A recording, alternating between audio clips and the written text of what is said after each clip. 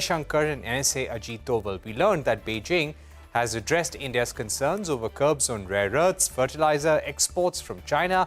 Prime Minister Modi will visit China later this month for the SCO summit. This reset in ties between the neighbors comes amidst Trump escalating his tariff offensive. India is staring at a 50% tariff on exports to the US from August 27. This includes a 25% penalty that Trump imposed on India after alleging that New Delhi was fueling Moscow's war machine by buying Russian oil. But the US is yet to act against India, which is the largest buyer of Russian oil. President Trump's top trade advisor, Peter Navarro, launched a fresh attack on India. This week, he said India does not need Russian oil and it is profiteering from the trade. He also accused India of being a laundromat for Kremlin. Navarro has long been a critic of India's trade policies and even termed New Delhi the Maharaja of tariffs. Meanwhile, China's ambassador to India attacked the US, saying silence and compromise only emboldens the bully. He went on to say that China will firmly stand with India and uphold the multilateral trading system with the World Trading Organization. The United States has imposed tariffs of up to 50% on India and even threatened for more. China firmly opposes it. In the face of such acts, silence or compromise only emboldens the bully. China will firmly stand with India to uphold the multilateral trading system with the World Trade Organization at its core. To take this forward, I'm now joined by strategic affairs expert Zorawar Daulat Singh. He's also the author of Power Shift, India-China Relations in a Multipolar World.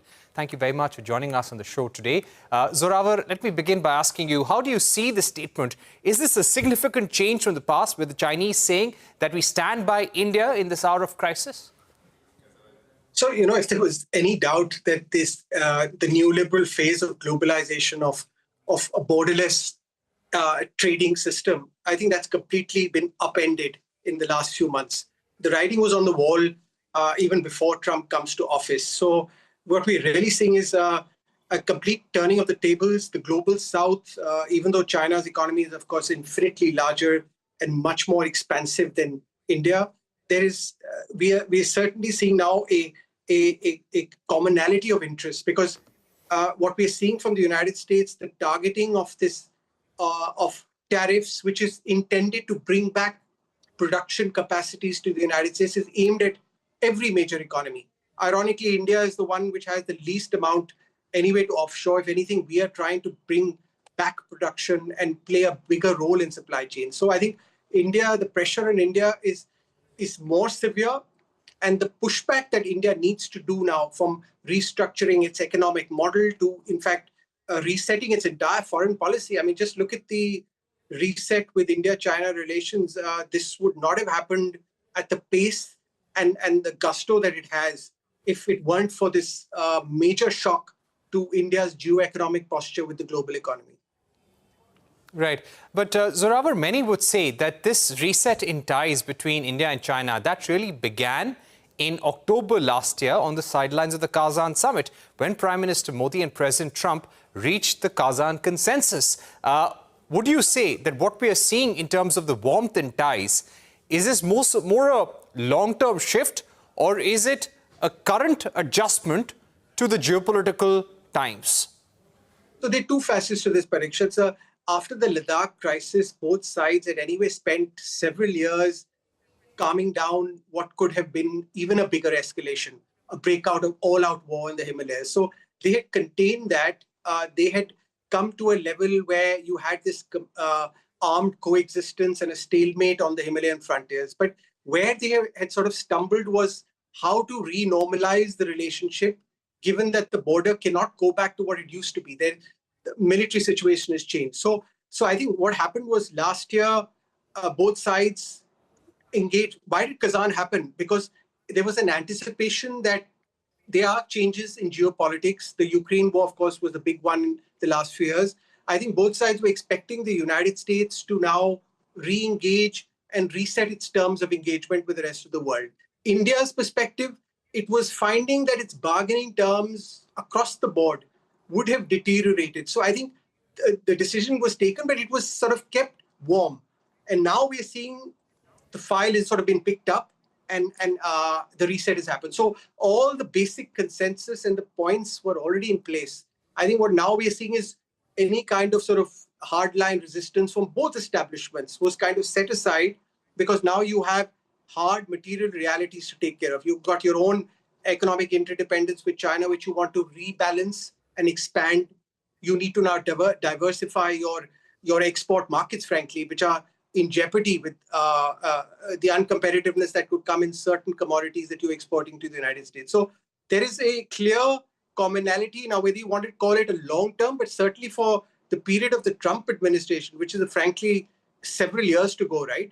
You are going to see these two Himalayan giants come to an understanding where they will manage their friction and differences and collaborate now on the economy and even in the multilateral sphere, particularly in BRICS. Right. Let me just go back to some of the statements that were made by both sides. They spoke about having a special working group to come to an early harvest agreement on delimitation of the boundary. Now, when it comes to an early harvest, what exactly is this special working group, new working group, going to do? Number two, when you speak about early harvest delimitation on the boundary, what are some of the areas that they will focus on? So, very briefly, the border dispute, of course, goes back a long, long way. And the origins of the solution that were proposed a lot of times by the Chinese side was, let's solve this all in one go. You hold what you hold, we hold what we hold, and we're going to do this entire grand settlement. That kind of never really could take on in the Indian political scene. I'm talking in the 60s, the 70s, the 80s. So this early harvest concept was really developed to say that what are the low-hanging fruits on what is a very large frontier, from the western sector, the middle sector, to the entire eastern sector, that are there parts that we can solve? So it was typically understood that the middle sector and the parts of Sikkim, which was considered to have been a settled matter during British India, these were areas that you could solve, and it would lead to a confidence-building sort of impulse to now deal with the harder issues. So let's see how that plays out. As far as the delimitation, demarcation, I think what we're really seeing now is that, this idea that before all this, everything was about, can we get back to the old arrangements that existed before 2020, that you had these both sides jostling for tactical advantage in undefined areas, in the gray zones, because there are a lot of disputed pockets. So I think what we are now seeing, there's a new chapter where even border management will undergo an overhaul. Many of the norms that have already been established in the last 3-4 years by both militaries, because you can't go back to what the situation was, because the confidence building measures that were established in the 90s became outdated. So I see a stability on the front more, but in far as settling the entire boundary dispute is a much, much longer endeavor at play. Right. Now, when it finally comes to economic ties, there are a lot of voices in the Indian industry which say that Press Note 3 should be revisited. Chinese investments should be allowed in areas automatically, which are not sensitive, which are not strategic, but are very important for our interests. Do you think such changes will happen during Prime Minister's visit to Tianjin for the SCO summit? And what will be our larger message there? So there's no doubt that the decision taken in 2020 to kind of have this blanket blockade on economic engagement with China, as far as doesn't relate to pure trade, was a crude measure. Now, it found legitimacy in the breakdown of the crisis in the border. But once that subsides, I think that whole concept becomes it's too crude an instrument, because you're denying yourself access to what could be multiple sectoral engagements that can happen. And if you want to eventually do this Atmanirbhar, you want to create domestic supply chains, you want to enter into new supply chains, you have to have Chinese investment coming into India. So I think there is a growing consensus in India that this, in the establishment, in the policy-making groups, that this now needs to be overhauled with a new framework. Now, what that will be, I think we're seeing partly a little bit of bureaucratic inertia, because everyone's looking at each other on what is going to be that new blueprint. But as far as the political leadership is concerned, the shock from the West, particularly the United States, is going to compel India to find and recraft a new geoeconomic outreach to the entire Pacific and East Asia and Southeast Asia. And mainland China, of course, commands those supply chains. So if you want to bring access production here, that Presno 3 will, of course, have to be replaced with a far more sophisticated engagement policy. All right. Thank you very much for joining us, Zorawar, on the program, giving us your view on the India-China disengagement at the border and what lies ahead when Prime Minister Modi visits China for the Tianjin SCO Summit. We're taking a short break, but don't go anywhere. When we return, we get you an exclusive interview with Rajiv Bajaj of Bajaj Auto, who speaks about resuming Chetak deliveries in the backdrop of rare earth shipments arriving from China.